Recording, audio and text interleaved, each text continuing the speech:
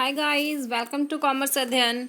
Today we are going to start our new topic of Chapter 2 Consumer Equilibrium and Demand. And today's topic is demand. So firstly we understand what is demand, what is the meaning of demand.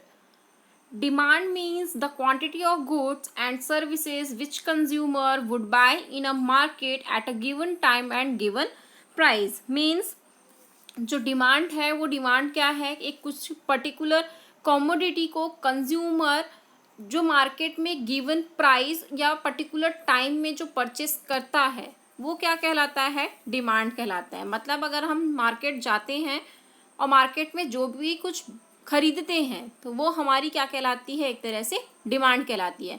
हमको जब हम कोई भी चीज़ को कब खरीदते हैं, जब हमको कुछ किसी चीज़ की ज़रूरत पड़ती है, मतलब कि एक पर्टिकुलर टाइम होता है. और अगर हम कोई भी कमोडिटी को परचेस करते हैं, किसी भी गुड्स को परचेस करते हैं, तो हमको किसी कुछ ना कुछ उसका प्राइस पे करते हैं, मतलब उसका कुछ प्राइस रहता है जिस प्राइस में हम उसको परचेस करते हैं. तो किसी भी कमोडिटी को मार्केट में एक पर्टिकुलर टाइम में गिवन प्राइस में परचेस करना क्या कहलाता है, डिमांड कहलाता है. मतलब कि जब हम कोई भी सामान को खरीदते हैं तो वो क्या है, हमारी एक तरह से डिमांड है. जब हमको उस चीज़ की ज़रूरत पड़ती है तो हम क्या करते हैं, मार्केट में जाके उस चीज़ को पर्टिकुलर कोई भी कमोडिटी को परचेस करते हैं, तो वो हमारी क्या हो गई, डिमांड होगी. मतलब कि डिमांड एक क्या है, एक गुड्स और सर्विसेज जब हम कोई भी कंज्यूमर या कोई भी कस्टमर क्या करता है, मार्केट में जाके एक पर्टिकुलर टाइम और गिवन प्राइस में किसी भी चीज़ को परचेस करता है तो वो क्या कहलाती है, डिमांड कहलाती है. अब देखते हैं व्हाट इज द कैरेक्टरिस्टिक्स या फीचर्स ऑफ डिमांड. तो सबसे पहला कैरेक्टरिस्टिक्स या फीचर है, there should be a desire for a specific commodity. बस डिमांड के लिए ज़्यादा ज़रूरी है कि किसी भी कॉमोडिटी, स्पेसिफिक कॉमोडिटी का क्या होना, डिज़ायर होना. डिज़ायर मीन्स उस चीज़ को खरीदने की इच्छा होना. जब तक हमारी उस चीज़ को खरीदने की इच्छा नहीं होगी तब तक अपन क्या करेंगे, उस चीज़ को डिमांड नहीं करेंगे. जिस चीज़ की हमको ज़रूरत नहीं होगी हम उस चीज़ को बिल्कुल भी कभी भी नहीं खरीदते हैं. तो वही कि एक पर्टिकुलर कॉमोडिटी की क्या होनी चाहिए, डिज़ायर होनी चाहिए. नेक्स्ट है हमारा, there should be sufficient resources to purchase the desire commodity. जिस कॉमोडिटी की हमने क्या किया, डिजायर की है, इच्छा की है, उस कॉमोडिटी को परचेज करने के लिए हमारे पास क्या होने चाहिए, सफिशिएंट रिसोर्सेज होने चाहिए. रिसोर्सेज मीन्स हमारे पास सफिशिएंट मनी होना चाहिए जिससे कि हम उसको पर्टिकुलर कॉमोडिटी को क्या कर सके, परचेज कर सके. नेक्स्ट है, the person should be willing to spend the resources to satisfy the want. अब यहाँ पे ये चीज़ देखिए, सफिशिएंट रिसोर्सेज तो लोगों के पास होते हैं लेकिन उस सफिशिएंट रिसोर्सेज को खर्च करने की इच्छा होना भी बहुत ज़्यादा ज़रूरी है. बहुत सारे लोग ये सोचते हैं कि हम क्या कर लें, ये चीज़ हमारे पास होनी चाहिए, वो चीज़ होनी चाहिए, लेकिन उस चीज़ को खरीदने के लिए वो अपना मनी को इन्वेस्ट नहीं करना चाहते. मीन्स उस चीज़ में स्पेंड नहीं करना चाहते उस पर्टिकुलर कमोडिटी को खरीदने के लिए. तो डिमांड में ये कैरेक्टरिस्टिक होती है कि अगर हम कोई भी चीज़ की इच्छा करते हैं तो हमारे पास हमारे एक ये भी इच्छा होनी चाहिए कि हम क्या करें, उस चीज़ में पैसे को खर्च कर सकें. तो the person should be willing to spend the resources to satisfy the want. किसी भी उस पर्टिकुलर पर्सन की क्या होनी चाहिए, इच्छा होनी चाहिए कि जो भी उसके पास रिसोर्सेज हैं वो पर्टिकुलर कॉमोडिटी अपनी वांट को सेटिस्फाई करने के लिए क्या कर सके, स्पेंड कर सके. फिर नेक्स्ट है, the commodity should be available at certain price, certain place, certain time. जो भी हम कॉमोडिटी को परचेस कर रहे हैं वो हमको अवेलेबल होनी चाहिए, सर्टेन प्राइस में अवेलेबल होना चाहिए. मतलब कि जो भी हम कॉमोडिटी परचेस कर रहे हैं उसका कुछ ना कुछ प्राइस होना चाहिए. सर्टेन प्लेस मीन्स कि एक पर्टिकुलर मार्केट होना चाहिए जिस या पर्टिकुलर शॉप होनी चाहिए जिसमें हम क्या कर सकें, उस कॉमोडिटी को परचेस कर सकें. और सर्टेन टाइम मतलब कि हमको जब भी उस चीज़ की ज़रूरत हो तो हम उसको क्या कर सकें, उस चीज़ को परचेस कर सकें. फिर नेक्स्ट है, distinction in desire, want and demand. जो डिज़ायर, वांट और डिमांड होती है उनमें क्या होता है, थोड़ा बहुत अंतर होता है. अंतर क्या होता है, there should be effective desire to call it a want, effective desire is called as want. मतलब कि जो भी देखो, किसी भी चीज़ की इच्छा रखना, किसी भी चीज़ को चाहना या इच्छा रखना वो क्या कहलाता है, अपना डिज़ायर होता है. और जो इफेक्टिव डिज़ायर होती है वो हमारी क्या होती है, वांट्स होती है. मतलब कि जिस चीज़ की हमको ज़रूरत होती है वो क्या होती है, हमारे लिए वांट होती है, जिसके लिए हम क्या करते हैं, पैसे खर्च करने के लिए रेडी होते हैं, तो वो हमारी वांट्स हो गई. अब डिमांड क्या होती है, an effective desire to purchase a commodity at a certain price, certain place and required quantity is called as demand. जब हम उस पर्टिकुलर कमोडिटी, जिस भी कमोडिटी की हमने डिज़ायर की थी, इफेक्टिव डिज़ायर जो हमारी थी, वो अगर हमको सर्टेन प्राइस, सर्टेन प्लेस और रिक्वायर्ड क्वांटिटी में अगर हम परचेस करने के लिए रेडी हो जाते हैं तो वो हमारी क्या हो जाती है, डिमांड हो जाती है. मतलब कि जब तक हम किसी भी चीज़ को चाह रहे हैं खरीदना तो वो हमारी वांट हो गई, और जब हम उस चीज़ को सर्टेन प्लेस या सर्टेन प्राइस में या रिक्वायर्ड क्वांटिटी में अगर हम उसको परचेस कर लेते हैं तो वो हमारी क्या हो जाती है, डिमांड हो जाती है. तो ये डिफरेंसेस थे और ये कैरेक्टरिस्टिक्स थे हमारे, क्या फीचर्स ऑफ डिमांड या कैरेक्टरिस्टिक्स ऑफ डिमांड. अब देखते हैं कि डिमांड कितने टाइप के होते हैं, ये डिमांड शेड्यूल कितने टाइप के होते हैं.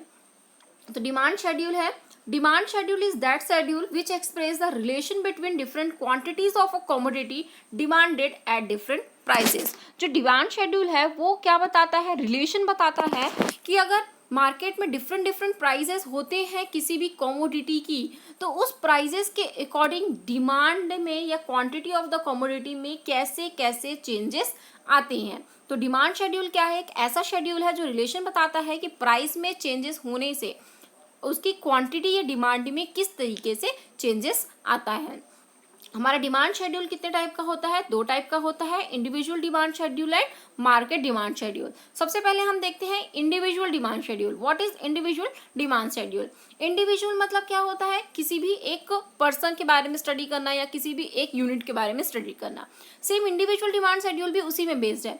जब हम किसी भी एक पर्टिकुलर बायर या कंज्यूमर के बारे में अगर हम स्टडी करते हैं, उसकी डिमांड के बारे में स्टडी करते हैं कि पर्टिकुलर प्राइजेज में वो एक कंज्यूमर जिसके बारे में हम स्टडी कर रहे हैं वो कैसे डिमांड करता है, वो क्या कहलाता है, इंडिविजुअल डिमांड शेड्यूल.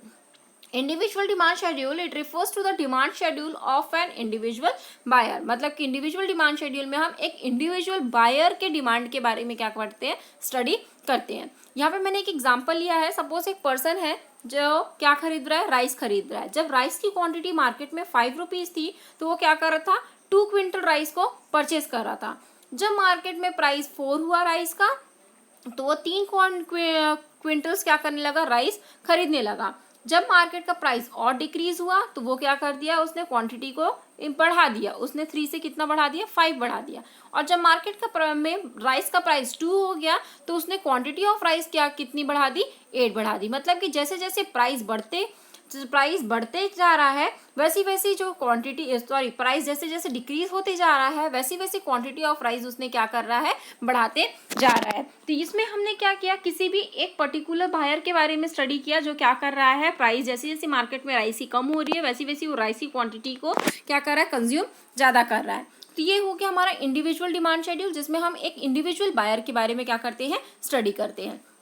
अब हम देखते हैं market demand schedule. Market demand schedule it refers to the demand schedule for a commodity by all the consumers in the market. इस डिमांड शेड्यूल में हम पूरे कंज्यूमर्स जो मार्केट में अवेलेबल होते हैं उनके बारे में हम स्टडी करते हैं. जैसे कि मैंने यहाँ पे एग्जांपल लिया है, price of ice cream. Price of ice cream, as demand, बीज demand and market demand. Suppose किसी आइसक्रीम का प्राइस 1 रुपीज़ है. जब आइसक्रीम का प्राइस 1 रुपीज़ था तो जो ए नाम का कंज्यूमर था वो 4 यूनिट आइसक्रीम को क्या कर रहा था, 4 आइसक्रीम को कंज्यूम कर रहा था. और बी क्या कर रहा था, 5 आइसक्रीम को कंज्यूम कर रहा था. तो मार्केट डिमांड क्या हो जाएगी, 4 + 5 = 9. मतलब कि मार्केट में टोटल डिमांड कितनी है, 9 रुपीज़ है. जब प्राइस कितने रुपए था, 1 रुपया था आइसक्रीम का, तो मार्केट की टोटल डिमांड कितनी थी, 9 थी. जब ऐसे आइसक्रीम का प्राइस क्या हो गया, 1 से बढ़ के 2 हो गया तो ए ने क्या किया, थोड़ा कंज्यूम कम कर दिया. उसने 4 से कम करके कितना कर दिया, 3 कर दिया. बी ने कितना कर दिया, 5 से कम करके 4 कर दिया. तो यहाँ पे मार्केट डिमांड कितनी हो जाएगी, 3 + 4 = 7. तो यहाँ पे जब मार्केट में आइसक्रीम का प्राइस कितना रुपए हो गया, 2 रुपए हो गया. तो यहाँ पे मार्केट में डिमांड कितनी हो गई, 7 रुपीज़ हो गई. और ऐसे ही जब आइसक्रीम का प्राइस 2 से बढ़ के कितना हो गया, 3 हो गया. तो ए का जो डिमांड था वो 2 हो गया और बी ने भी डिमांड कम करके कितना कर दिया, 3 कर दिया. तो मार्केट की टोटल डिमांड कितनी हो गई, 2 + 3 = 5 हो गई. और ऐसे ही आइसक्रीम का जब प्राइस 4 रुपीज़ हुआ तो ए ने और डिमांड कम कर दी, बी ने और डिमांड कम कर दी. तो मार्केट की टोटल डिमांड कितनी हो गई, 1 + 2 = 3 हो गई. तो ये था हमारा पूरा मार्केट डिमांड शेड्यूल जिसमें हम एक से ज़्यादा कंज्यूमर्स या फिर मार्केट में जितने भी कंज्यूमर्स अवेलेबल होते हैं उनके बारे में क्या करते हैं, स्टडी करते हैं. वैसे तो देखा जाए तो जो डिमांड है, डिमांड कंज्यूमर के इसी चीज़ में बेस्ड होता है कि जब जैसे जैसे किसी भी कमोडिटी की प्राइस क्या होती जाती है, कम होती जाती है, वैसी वैसी उनका जो डिमांड होता है वो बढ़ते जाता है। और जैसी ही प्राइस जैसी ही प्राइस इंक्रीज होती है वैसी उनकी डिमांड क्या होने लगती है, कम होने लगती है। तो ये था हमारा demand, characteristics of demand and demand schedule या टाइप्स ऑफ डिमांड हम बोल सकते हैं। आई होप आप सभी को ये वीडियो पसंद आया होगा। अगर आपको वीडियो पसंद आया तो प्लीज़ वीडियो को लाइक करिए, चैनल को सब्सक्राइब करिए, और अभी तक आपने अगर बेल आइकन को प्रेस नहीं किया है तो बेल आइकन को प्रेस कर दीजिए। आपको कोई भी इस टॉपिक या अदर टॉपिक्स रिलेटेड कोई भी डाउट है तो आप अपने डाउट्स को हमारे कमेंट सेक्शन में शेयर करिए, हम आपके डाउट्स को क्लियर करने की पूरी कोशिश करेंगे। Thank you.